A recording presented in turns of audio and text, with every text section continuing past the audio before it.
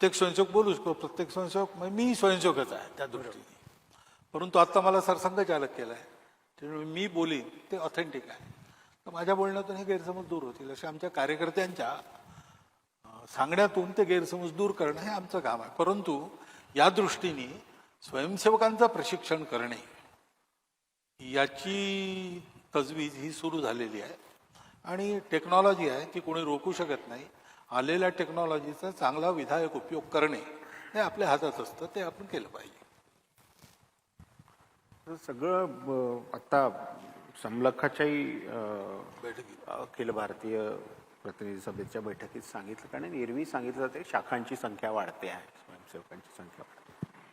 एक प्रश्न सतत पडतो म्हणजे की जेन झी ज्याला 1997 ते 2012 जे जन्माला आले, म्हणजे असा वर्ग शाखांकडे आकृष्ट होतो आहे का आणि त्याच्यासाठी काही वेगळे प्रयत्न संघ करतोय का? अशा वर्ग, या वर्गामध्ये आपला भारत आपल्याला मोठा करायचा आहे आणि आपली एक परंपरा आहे. मग त्याला तुम्ही हिंदू म्हणा, भारतीय म्हणा, ती रिलिजियस आहे किंवा तितकी रिलिजियस नाही, हे विचारभेद आहेत. परंतु ती परंपरा आहे आणि ती परंपरा मोठी झाली पाहिजे. या दोन्ही गोष्टी, प्रामाणिकता, सेवा, याचं आकर्षण खूप मोठं आहे जयंतीमध्ये. अच्छा. त्याच्यामुळे स्वाभाविकपणे ते या विचारांशी लवकर आपली नाळ जोडतात. प्रत्यक्ष शाखेत यायला आज परिस्थितीमध्ये काही बंधन आहे.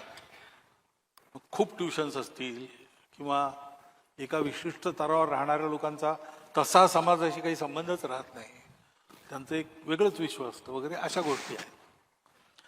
तर शाखेमध्ये तर जिथे इथे आम्ही अप्रोच करू शकतो, त्यांना सहज उपलब्ध होऊ शकते, ते येतातच.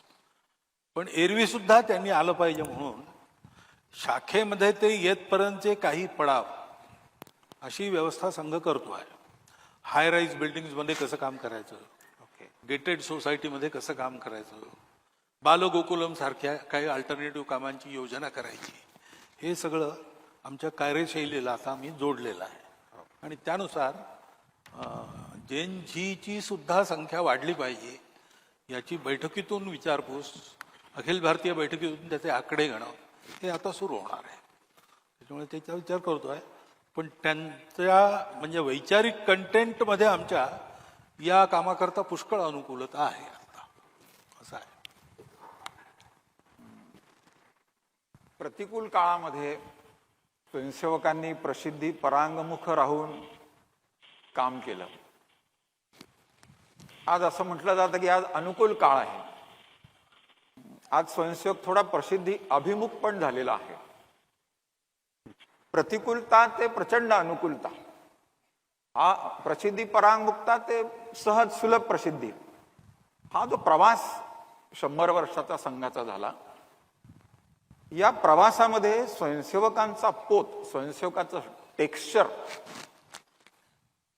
यात काही बदल झालाय असं आपल्याला वाटतं का? आणि अनुकूलतेच्या काळातली पण काही आव्हानं आहेत का संघासमोर? निश्चितच अनुकूलता हे आव्हानच असतं, कारण पतनाची सुरुवात अनुकूलतेच होते. चढेल तो पडेल असा आहे वेगळ्या अर्थाने, पण ते खरंच आहे. जो वर जाईल तोच पडेल आणि पडण्याची सुरुवात वर गेल्यावरच होते. आणि म्हणून हे आव्हान निश्चितपणे असतं.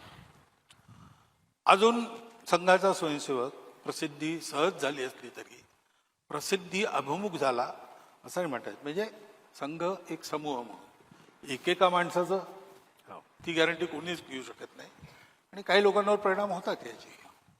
परंतु संघ म्हणून हा जो समूह आहे तो अजून प्रसिद्धी अभिमुख झालेला नाही आणि तसा तो होऊ नये याचे प्रयत्न सुरू झाले आहे. कारण गेल्या 5-7 वर्षापासून आमचे जे बौद्धिक वर्गातले विषय असतात त्यात जसा हा पूर्वीपासून एक विषय होता, उपेक्षेच्या काळात कसं काम केलं, विरोधात कसं काम केलं, तसं आता अनुकूलतेत कसं काम करावं. म्हणजे साधनं आता उपलब्ध आहेत, धन साधन याची आता कमतरता नाही. खूप प्रभाव आहे, समृद्धी आहे असं नाही आहे, पण पोटापुरता आहे. तर असं असलं तरी त्याचा उपयोग करणं आणि त्याचा खर्च करणं म्हणजे साधन कामाकरता आहे, आपण साधना करता नाही, ही प्रवृत्ती कशी राहील वगैरे वगैरे अशा गोष्टी आता बैठकीतून चर्चा, विचारपुसीतून, व्यक्तिगत बोलण्यातून या सगळ्या गोष्टी आम्ही बौद्धिक वर्ग वगैरे देतो, बैठकीत शेवटी मला बोलावं लागतं, ते हे सतत हे विषय आता यायला लागले आहेत. आणि जिल्हा स्तरापर्यंतचा कार्यकर्ता हा अवेअर झालेला आहे, प्रांत विभाग स्तरापर्यंत ते काळजी घ्यायला लागलेले आहेत की असं होऊ नये, आणि आणखी खाली तो अवेअरनेस जाईल. त्याच्यामुळे अनुकूलतेची बाधा होऊ नये याच्याकरता जेवढं व्हॅक्सिनेशन पाहिजे तेवढं आम्ही करू, पुरेसं करू, अशी आम्हाला असा विश्वास आहे. आणि याचे परिणाम होतात, ही गोष्ट खरी आहे. अनुकूलता ही परीक्षा आहे, ही सुद्धा पास करून पुढे जावं लागतं, नंतर प्रेयस मिळतं, असं आहे. यांना एक थोडासा एक्सटेन्शन देतो की आयडिओलॉजी मधून संस्कार जो संघ स्वयंसेवक घडतो, आणि रवीजी जसं म्हणाले की तो तळागाळामध्ये त्याचं काही वेळा विचित्र प्रकारचं एक्झिबिशन होतं. तर हा जो मधला ग्रे एरिया आहे, इथे काही करण्याची आवश्यकता आहे का, की कुठे ते पाझरण्यामध्ये काही अडचणी आहेत का? तर असं आहे की विचार तर सगळ्यांना एक आहे, तो मान्य आहे, विचार स्पष्ट आहे, हिंदुस्थान हिंदू राष्ट्र आहे वगैरे. पण आता सुरुवातीच्या काळात संघ जेव्हा सुरू झाला तेव्हा ग्लेअरिंग समस्या मुसलमान हिंदू समाजासमोर कोणची होती, तर दंगे, एक स्वातंत्र्य, दुसरं मुसलमानचा आग्रह. तर त्याच्यामुळे संघाच्या विचाराचं एक्सप्रेशन समाजामध्ये तसं करावं लागलं. आता तो काळ बदलला, दुसरी आव्हानं आहेत, तो बदल व्हायला पाहिजे. हे वरून सुरू करून खाली जावं लागतं, तसं ते आम्ही सुरू करतो. आता लाखो स्वयंसेवक आहेत, त्याच्यातले समजा 2000 ॲक्टिव्ह आहेत, तर 2000पैकी 200 नाही समजत, बाकीचे समजतात. हा प्रोफेशनल हॅझार्ड आहे, तो घेऊनच जावा लागतो. म्हणजे स्वयंसेवकांच्या चुकांमुळे संघाविषयी इम्प्रेशन खराब होणे आणि स्वयंसेवकांच्या चांगल्या करण्यामुळे संघाचे इम्प्रेशन वाढणे, दोन्ही प्रक्रिया एकदम चालू असतात. तर ही सांभाळावी लागते, आणि सांभाळता त्या 200 लोकांचाही मनपरिष्कार व्हावा, मतपरिष्कार व्हावा, हे करावं लागतं. ते करत असतो आम्ही. परंतु एकूण आता समाजामध्ये जे जनरल इम्प्रेशन आहे ते असं नाही आहे. ज्यांना त्याचा फायदा घ्यायचा आहे ते लोक वेचून गदारोळ उठवत असतात. पण सगळ्यांना आम्ही भेटतो. आत्ता या शताब्दीच्या काळात तर निरनिराळ्या राजकीय विचारधारांच्या लोकांशीही भेटणं झालं. तर कम्युनिस्ट विचारधारेपासून सगळ्या विचारधारांमध्ये संघाचे आम्ही नाही, संघाचे आम्ही विरोधक आहोत, पण संघ चांगला आहे असं म्हणणारे खूप मोठ्या संख्येत लोक आहेत. आणि पंचपरिवर्तनाच्या कामात सगळे आमच्या बरोबर आहेत. हे मौखिक त्यांनी सांगितलेलं आहे, पब्लिकली सांगितलेलं आहे. ती अडचण नाही, तिथे काम करायचंच असतं, होतं ते हळूहळू. पण आत्ता मी इथे एखादी गोष्ट बोलीन हिंदू समाजाच्या दृष्टीने, हिंदूंसाठी, तर बंगालच्या परिस्थितीत तिथे त्यांना काय बोलावं लागतं, बरोबर, असे प्रश्न असतात सगळे. त्यावेळेला वेळ लागतो, पण होतं ते. एक नरेटिव्ह सेटिंग बद्दल आपण अलीकडे गेल्या दशकभरामध्ये जास्त ऐकतो की एक विमर्श समाजामध्ये सेट करणं. तर एकूण तरुण भारत सारखी जी माध्यमं आहेत, जी संघाच्या भूमिकेला अनुकूल आहेत, अशा माध्यमांनी नरेटिव्ह सेटिंगच्या बाबतीत कोणत्या दिशेनं नेमकं गेलं पाहिजे याच्याबद्दल काही मार्गदर्शन आम्हाला आहे ना. तर तुम्ही प्रश्न विचारला तर मला प्रचार विभागाला प्रश्न विचारावा लागेल. याची व्यवस्था आहे. अच्छा. विश्वसंवाद केंद्र नावाचा एक प्रकार आहे, नागपुरातही आहे. त्याच्याशी जर तुम्ही संपर्कात राहिला, तुम्हाला याच्यासाठी आवश्यक ते मटेरियल ते रेग्युलरली मिळत राहील. बरोबर, ते तयार होत असतं. डिसेमिनेशन त्याचं अधिकाधिक व्हावं. माहिती पुष्कळ गोष्टींची नसते पुष्कळ वेळा, ती या सगळ्या गोष्टी तिथून मिळू शकतात. विश्वसंवाद केंद्राला हे करू. मला वाटतं तुमच्या याच्यात आता हे आहेत ना, समीर गौतम आहेत, हां ते तुम्हाला आणखी माहिती देऊ शकतात. या शताब्दी निमित्ताने बहुतेक विभिन्न वृत्तपत्रामध्ये प्रचंड लेख आले आहेत, चर्चा झाल्या आहेत, अनेकांनी पुरवण्या काढल्या आहेत. या सगळ्यांचं एक संकलन किंवा विश्लेषण करण्याची अशी काही योजना आहे का या सगळ्या? हे सगळं संकलित करायला सांगितलेलं आहे. प्रांत पातळीवर याचं एक पूर्ण रेकॉर्ड म्हणजे छायाचित्र, बातम्या, लेख इत्यादी इत्यादी, या निमित्त प्रकाशित झालेलं साहित्य. अनेक लोक म्हणजे संघाची योजना असताना अनेक लोक पुस्तकं लिहित आहेत, पुस्तिका काढत आहेत, पत्रपरिवर्तनावर लोक लिहित. हे सगळं एकत्रित करा आणि प्रांतामध्ये एक त्याची कॉपी ठेवा आणि प्रांताच्या अभिलेखागारात एक कॉपी ठेवा. हे सगळं केंद्रात सुद्धा पाठवा. केंद्रामध्ये या सगळ्याचं विश्लेषण करून त्याच्यातल्या हायलाइट्स असं एक पुस्तक शताब्दी वर्षानंतर प्रकाशित करायचा विचार आहे. ते शताब्दीत किती कार्यक्रम झाले, किती पोहोचले, या आकडेवारीसहित काय काय आलं, काय काय प्रतिभाव आला, काय काय लिहिल्या गेलं, बोलल्या गेलं, हे सगळं आणि काही छायाचित्र असं योजना आहे. त्याच्यामुळे रेकॉर्डच्या दृष्टीने अभिलेखागारात सगळीकडे सुरक्षित पाहायला मिळेल. पंचपरिवर्तन हे सर्वत्र स्वीकार्य आहे आणि लोक उत्साहाने म्हणजे व्यक्तीपासून तर विश्वापर्यंत. आणि आता हे कार्यक्रम झाले त्याच्यामध्ये विदेशातलेही लोक आले होते, 5ही खंडातले लोक आले होते.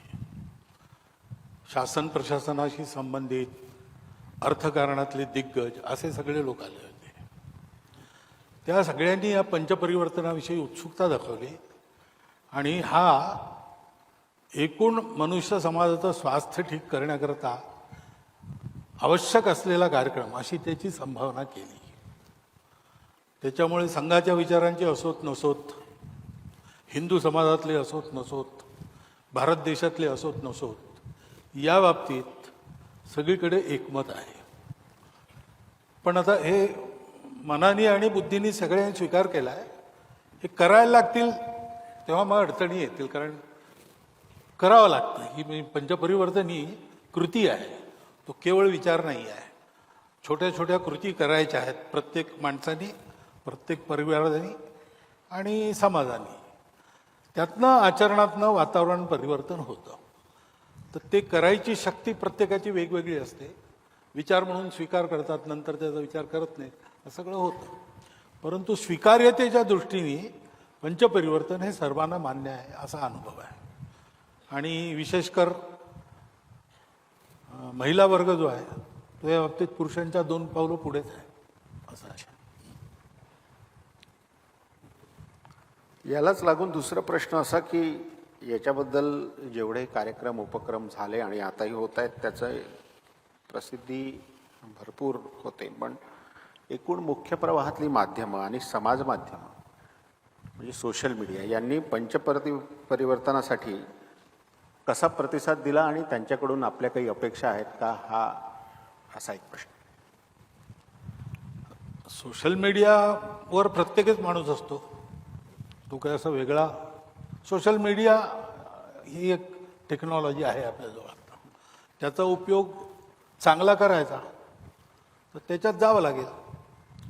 तो सोशल मीडियामध्ये सुद्धा या कल्पनेला घेऊन आता निराळ्या प्रकारचे मीम्स, रील्स या सगळ्या गोष्टी सुरू झालेल्या आहेत. ते वाढेल हळूहळू. आता संघाचे स्वयंसेवकही सोशल मीडियावर जायला लागलेले आहेत आणि संघाच्या प्रचार विभागाच्या योजनेतूनही काही गोष्टी होत आहेत. त्याच्यात हे प्रमाण जसं वाढेल तर तिथे सुद्धा याचा स्वीकार होईल. त्याच्यामुळे अपेक्षा अशी नाही म्हणतायत, तिथे ॲक्टिव्हिजम आम्हाला वाढवावं लागेल, एवढी गोष्ट आहे.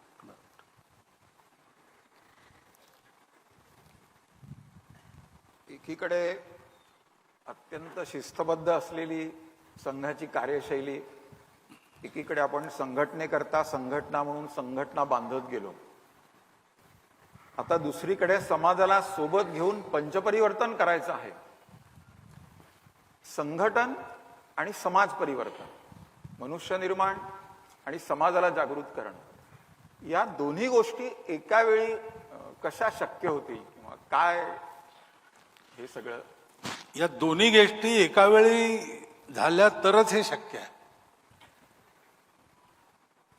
हे समाज परिवर्तन ज्यांना करायचं आहे ते जर एका शिस्तीत नसले तर समाजाबरोबर ते वाहवत जातील किंवा ते बिघडतील आणि समाजालाही बिघडवतील.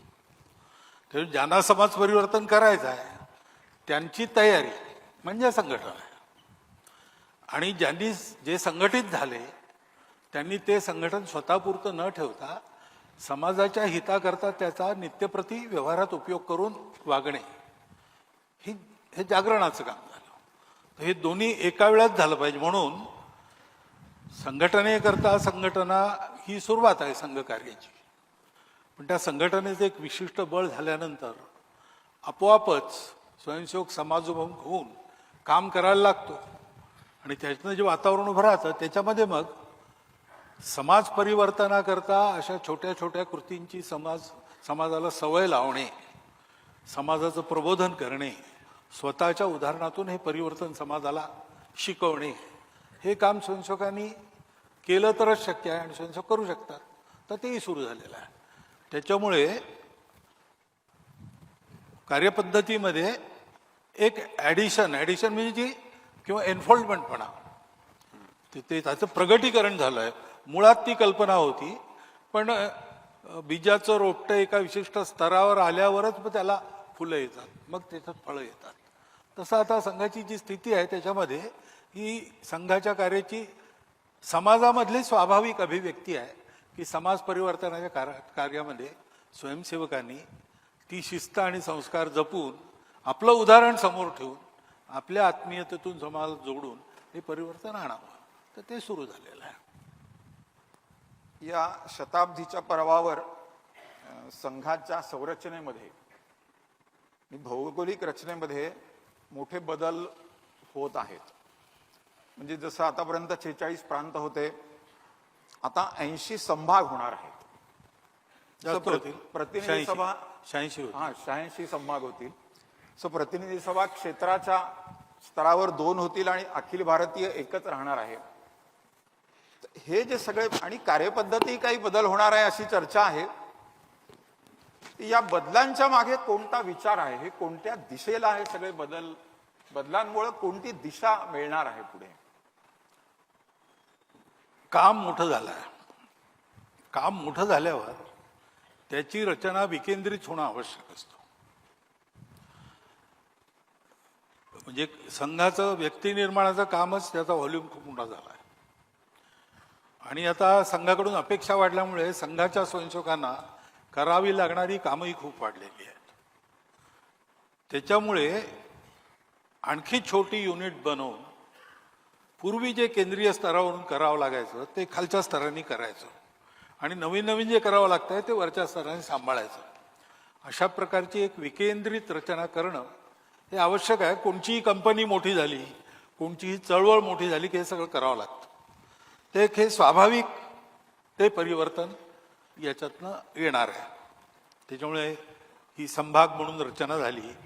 प्रांत हा शब्द न ठेवता आता इतकं काम वाढलं आहे आणि संघाची इतकी सगळी कामं करतात, शासन प्रशासनाशी संबंध येतो. त्यामुळे ती संबंध ठेवायला वेगळी व्यवस्था पाहिजे. सगळे जर त्यात उतरले तर मग त्याच्यात काही खाचखळगेही असतात. त्याच्यामुळे त्याच्यासाठी वेगवेगळा प्रदेश नावाचा एक एकक प्रदेशाचं राहील. ते राज्य पातळीवर हे सगळे संबंध समन्वय या सगळ्या गोष्टी पाहिजे. अशी ती रचना आहे. कार्यपद्धती संघाची बदलत नाही, ती एकच आहे आणि ती एकच राहणार. दुसरी कोणतीही नाही. दर 10-15 वर्षांनी दुसरी मिळते का? कारण जी चालू आहे ती फार डोकं खाणारी कार्यपद्धती आहे आणि म्हणजे ती करणाऱ्याला ते रटाळपणा त्याचा सहन करावा लागतो हे आहे. पण त्याला इलाज नाही, दुसरी सापडत नाही. दर 10-12 वर्षांनी शोध घेतो, नाही सापडत. ती कार्यपद्धती अशी आहे की दोस्ती करायची आणि आपल्या उदाहरणातून आपोआप परिवर्तन घडवायचं. ती कार्यपद्धती एवढीच आहे, ती कायम राहणार. बाकी त्याचं जे वर्णन होतं, रूपाचं वर्णन होतं, ते रूप आहे, ते बदलत असतं काळानुसार. तर त्याला आवश्यक असं काही बदलतं. उदाहरणार्थ की आता आम्ही असंही म्हणतो की दर महिन्याला शक्य असेल तर दर महिन्याला किंवा 2-3 महिन्यातून एकदा प्रत्येक स्तरावरच्या निदान कार्यकारिणींनी आपल्या कुटुंबासहित एक अर्ध्या दिवसाकरता एकत्र राहिलं पाहिजे. सुखदुःखाच्या गोष्टी होतात, संबंधही चांगले वाढतात आणि संघ समजायलाही त्याची मदत होते. हा कार्यक्रम याच्यापूर्वी आम्ही दिला नाही. किंवा संघाचे आता समाजात जास्त काम ज्यांना करावं लागतं असे सेवा, प्रचार, संपर्क असे 3 कार्यविभाग आहेत. तर आता समाजात संपर्क करायचा म्हणजे तो महिला पुरुष सगळेच आहेत. त्याच्यामुळे संपर्क करताना महिला सुद्धा संपर्क करतील तर सोयीच आहे. म्हणून त्या कार्यविभागांच्या ज्या टीम्स असतात, मोठ्या टीम्स, ज्यांचं काही अनौपचारिक असं दायित्व असतं, त्याच्यामध्ये महिला सुद्धा आता असतात. असे जे बदल आहेत शैलीचे, ते बदल होत राहणार. ते काळानुसार, कामाच्या अवस्थेनुसार संघ करत असतो आणि पुढेही करत राहील. पण मुळात कार्यपद्धती जी आहे ती मित्रता करा आणि आपलं उदाहरण ठेवा, न बोलता सगळे बदल होतात. ती फंडामेंटल आहे आणि ती नित्य कायम राहील अशी आहे. आज एका माध्यमाचा शताब्दी पूर्ती सोहळा आहे. एक अनुभवजन्य प्रश्न विचारतो की माध्यमांमध्ये एकीकडे संघाच्या कामाची बाजू पूर्णपणे व्यवस्थित कधीच मांडली जात नाही, हा आत्तापर्यंतचा अनुभव आहे. आत्ता थोडीफार सुधारणा झाली आहे, पण बहुतांश काळ प्रसारमाध्यमांकडून टीका, अपप्रचार, चुकीची मांडणी या सगळ्या गोष्टी संघाला सहन कराव्या लागल्या. त्याची एक दुसरी बाजू पण आहे की काही वेळा पत्रकार स्पष्टीकरणासाठी कार्यालयात किंवा स्थानिक पदाधिकाऱ्यांना फोन करतात किंवा संपर्क साधण्याचा प्रयत्न करतात. त्यांचा काही प्रतिसाद मिळत नाही बहुतेकदा, अशी तक्रार असते. याचा अनुभव पत्रकार म्हणून मी पण घेतला आहे. माध्यमांशी सशक्त आणि सतत संवाद साधणारी व्यवस्था संघाजवळ आहे असा मध्यंतरी एक अनुभव आला होता. त्याच्यानंतर पुढे त्याचं काय झालं ते काही कळत नाही. एकंदर प्रसारमाध्यमांविषयीचं संघाचं जे भूमिका आणि आकलन आहे ते काय आहे आणि त्याची दिशा काय आहे? प्रसारमाध्यम हा सार्वजनिक जीवनाचा एक अनिवार्य भाग आहे. त्यामुळे सार्वजनिक जीवनाच्या सगळ्या पैलूंचा विचार संघासारख्या संघटनेला करावा लागतो, त्याचाही करावा लागतो आणि केला पाहिजे. फक्त काय आहे, संघाची एक अनोखी अशी पद्धती आहे. ते माहीत नसल्यामुळे काही माहिती हवी असली कार्यालयात फोन नाही करायचा, प्रचार विभागाला फोन करायचा. प्रचार प्रमुख सगळ्यांना माहिती आहे. कार्यालयात ते कार्यालयात राहणारे लोक, त्यांची व्यवस्था, येणारे जाणारे अशी कामं करणारा आमचा कार्यालय प्रमुख असतो. तो काही फार समाजाचा विचार वगैरे करत नाही, त्या कार्यालयाच्या विश्वातच त्याचं सगळं काम असतं. तर तुम्ही त्याला हे विचाराल तर त्याला 17 काम आहेत, ते 18वं काम म्हणजे तो त्रासिक होतो जरा विचारायचं.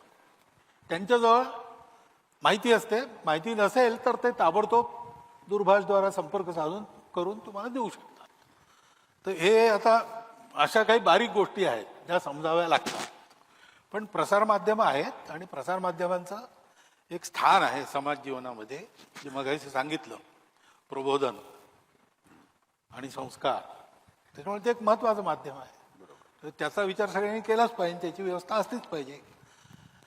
संघाचं काम केवळ मनुष्य निर्माणाचं जोपर्यंत चालत होतो तोपर्यंत याची काही फार आवश्यकता नव्हती. आणि ते काम खूप असं लागून फोकस होऊन करायचं काम आहे. त्याच्यामुळे इकडे लक्षही नव्हतं. पण जसा संघ मोठा झाला, संघ जाणून घ्यायची गरज वाढली.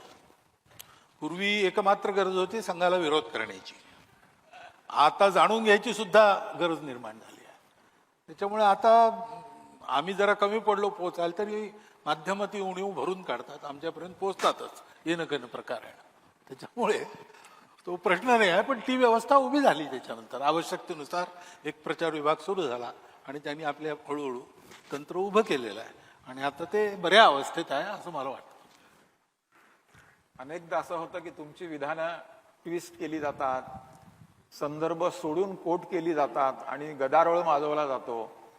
आरक्षणाचं उदाहरण तर सगळ्यांना माहिती आहे. अशा वेळी तुम्हाला काय वाटतं? मला काही वाटत नाही फारसं. मला दया येते आणि हसू येते, एवढंच.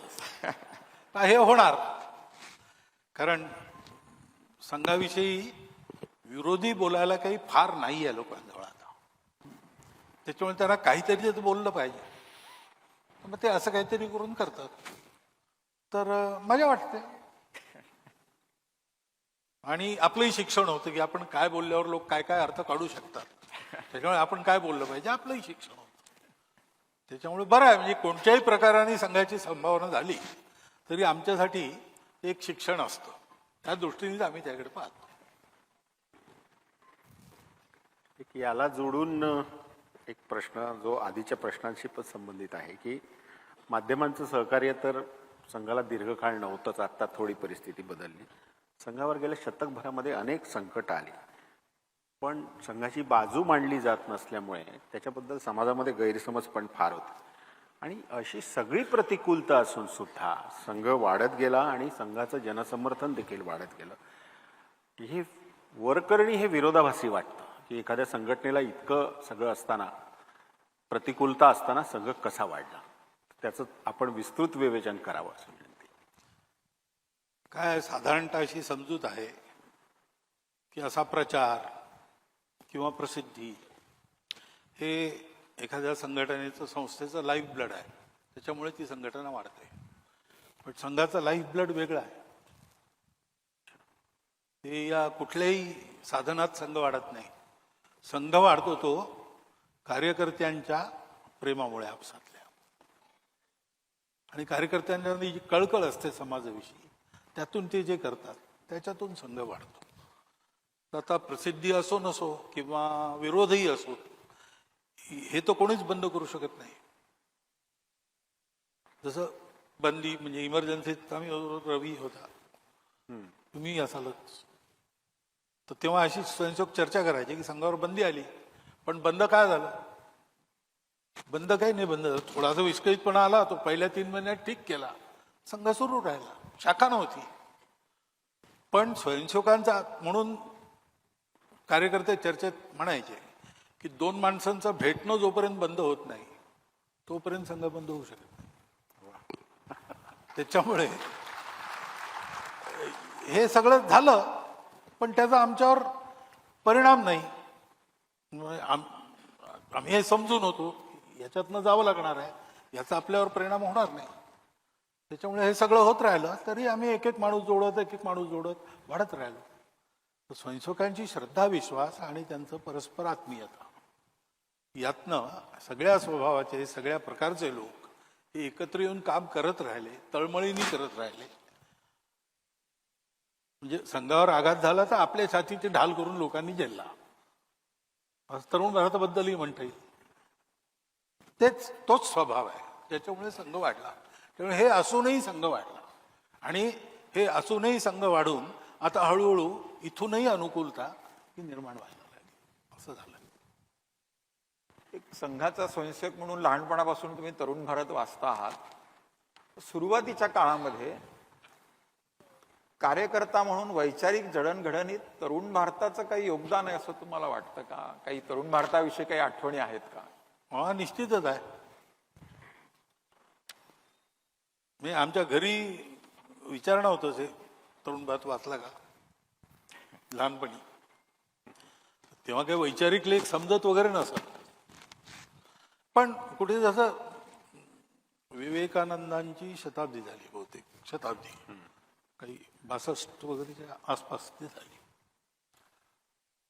तर त्याच्यात विशेषांक तरुण भारताचे ते चित्र यायची विवेकानंदांची. एक 4 ओळी आल्या, श्रद्धा आणि आनंदाची मुक्त पाण पोई, असं विवेकानंद ते. तर त्याची मला चिकट वही करायला सांगितली, म्हणजे ते कातरणं कापून वही चिकटवून असं घरूनही असं व्हायचं. थोडंसं झालं, मग स्मृती मंदिर उद्घाटन झालं, तर तो भव्य सोहळा झाला. आम्ही तर लहान होतो, शाखेत जायचो, त्याच्यामुळे एक समजत नसतं जी भावनिक लगाव होता. तर आम्हा स्वयंसेवकांना तो कसा अनुभवता आला, तर तरुण भारताची जी 2 पानं भरून सगळं वृत्तांत, स्मृती मंदिरातली चित्र, आतल्या त्या दगडी समया वगैरे आल्या, त्याच्यामुळे भावना आणि विचार दोन्हीच्या बाबतीत जे पोषण आहे त्या पोषणाचा एक भाग आम्हाला तरुण भारताने पुरवला, हे निश्चित आहे. आणि असं प्रत्येक संशोधक तुम्हाला सांगेल. एक आत्ता जसं दांडेकर साहेबांनी घोषणा केली पुण्याच्या आवृत्तीच्या लॉन्चिंगची, तर एकेकाळी पुण्यामध्ये तरुण भारत हे फार मोठं असं अग्रणी वृत्तपत्र होतं. ते श्री नरकेसरी प्रकाशन संस्थेतर्फे चालवलं जात होतं. त्या काळामध्ये आणीबाणी विरोधातला जो लढा होता त्याच्यात तरुण भारताचं मोठं योगदान होतं. काही व्यवस्थापकीय कारणे आली आणि मग त्याचं प्रकाशन थांबलं. आता पुन्हा आम्ही तिथे ती आवृत्ती सुरू केली आहे. याच्यातलं एक हेतू असा होता की पुणे हे विद्येचं, विचारांचं माहेरघर आहे आणि तिथे आपली आवृत्ती असणं, कारण त्याचे रिपरकशन्स देशभरात जातात असं आम्ही समजतो. अशा स्थितीमध्ये पुणे आणि त्या भागातले जे स्वयंसेवक आहेत किंवा संघ विचारांचे जे लोक आहेत त्यांची तरुण भारतच्या संदर्भात काय भूमिका असली पाहिजे असं तुम्हाला वाटतं, आणि आम्ही तिथल्या विस्ताराच्या दृष्टीने भविष्यात काय केलं पाहिजे याच्या संदर्भात? स्वयंसेवकांनी मर्यादेत राहून सहयोग केला पाहिजे. सहयोगाचा एक प्रकार असतो बॅकसीट ड्रायव्हिंग, हे करता कामा नये. ज्याचं काम त्याला करू द्यावं, आपण त्याला सहाय्यक व्हावं. तर रंगहारीची उदाहरण द्यायचे. बॅकसीट ड्रायव्हिंग कसं असतं, त्रिचूरला एक मोठं मैदान आहे, तिथे पेन्शनर लोक संध्याकाळच्या वेळेला येऊन गप्पा मारतात, पत्ते बित्ते खेळतात. तर 4 लोक पत्ते खेळतात, पाहायला जमलेले असतात लोक, त्यातला एखाद्याचा दोस्त असतो, तो आपल्या दोस्ताच्या पाठीमागे जातो आणि त्याचे पत्ते पाहून तर तो खेळत असतो. तो थोडा विचार करतो आता कोणता पत्ता टाकावा, तर हा मागून सांगतो हा टाक, तो टाकतो. असं 2-4 वेळा झाल्यावर मग तो पत्ते हातात घेतो त्याचे आणि तो खेळतो. आणि तिकडे अशी पद्धत आहे की ते खेळात हारला की एक पत्ता फाडून त्याच्या कानात लावायचा. तो ह्याच्या खेळण्यामुळे तो हारला की पत्ता फाडून हा त्याच्या कानात लावतो, निघून जातो. हे असं करू नये. पण स्वयंसेवकांना सांगायची जरूर नाही. स्वयंसेवकांच्या मनात म्हणजे पुण्यात सुद्धा, महाराष्ट्रात सुद्धा खूप आपलेपणा या सगळ्या याच्याविषयी आहे. त्याच्यावर त्यांचा सहयोग मिळेल. नितीनजींनी जे म्हटलं भाषणात की वैचारिक प्रतिबद्धता आणि धंद्याचा उत्तमपणा, आणखीन एक गोष्ट त्यांनी म्हटली, ते सगळं एकत्र चालवणं कठीण असतं. कसं चालवायचं इथे तुमच्या लक्षात आलंय, त्याच्यामुळे तरुण भारत नफ्यात आला. तर या तिन्ही गोष्टी लक्षात ठेवून तिथे चालवा, बस, म्हणजे नीट चालेल. बाकी सगळं आहे तुमच्याजवळ. फेसबुक, इंस्टाग्राम सारखी समाज माध्यमात प्रभावी आहेत. विशेष म्हणजे त्या माध्यमं सगळ्यांकरता ओपन आहेत, त्याच्यावर काही कोणाचं नियंत्रण नाही आहे. हजारो लोक त्याच्यावर व्यक्त होत असतात. या माध्यमाकडे आपण दुर्लक्षही करू शकत नाही किंवा त्याची उपेक्षा पण करू शकत नाही. दुर्दैवाने आज काही अति जहालवादी, हिंदुत्ववादी, अति जहालवाले इतक्या मोठ्या प्रमाणात विचित्र पद्धतीने व्यक्त होतात की नकळत अन्य लोकांचा समज होतो की हे संघाचेच लोक आहेत व्यक्त होणारे. त्याच्यामुळे किऑस अनेकदा समाज माध्यमांवर आपल्याला असा पाहायला मिळतो. तर या माध्यमाचा संघासाठी आणि देशहितासाठी योग्य आणि सकारात्मक उपयोग करावा, त्यावर व्यक्त व्हावंच. या दृष्टीने स्वयंसेवकांचं काही प्रशिक्षण करण्याची गरज आहे का, किंवा या माध्यमांच्या दृष्टीने काही मार्गदर्शन करण्याची गरज आहे असं वाटतं का नव्या काळामध्ये? गरज आहे आणि ते होतही आहे. मीडिया इन्फ्लुएन्सर्स, युट्यूबर्स या सगळ्यांच्या बैठकी, त्यांच्या याद्या बनवणं, मधून त्यांना बसवून विषय सांगणं, मटेरियल देणं, हे सगळं प्रचार विभागाने सुरू केलेलं आहे. होईल ते पूर्ण. स्वयंसेवकांनी सोशल मीडियावर नवी नवी टेक्नॉलॉजी येते, नवी नवी साधनं येतात. त्यांची जशी ही विशेषता आहे की सोशल मीडिया ओपन आहे, कोणी त्याला फार नियंत्रण करू शकत नाही. प्रत्येकाच्या हातात ते आहे. हे लक्षात घेऊन मग विवेक नीट असला पाहिजे. शैली, गोष्ट जी सांगायची एखादी, ती गोष्ट नीट सांगितली पाहिजे.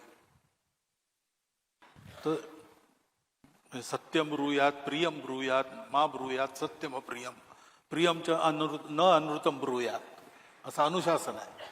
ते अनुशासन पाळून झालं पाहिजे. या सगळ्याचं प्रशिक्षण करावं लागेल. आणि तुम्ही म्हणता ते होत आहे थोडं बहुत, पण तो गैरसमज आम्ही काढून टाकू शकतो जेव्हा आम्ही लोकांना भेटतो आणि सांगतो. म्हणजे 4 स्वयंसेवक तिथे काहीतरी वेडं वाकडं लिहितात, त्याच्यामुळे काही समज बनतो. पण आता आम्ही मोठ्या प्रमाणावर जेव्हा समाजात जातो तेव्हा आम्ही जे बोलतो तर आम्ही जास्त अधिकृत आहोत.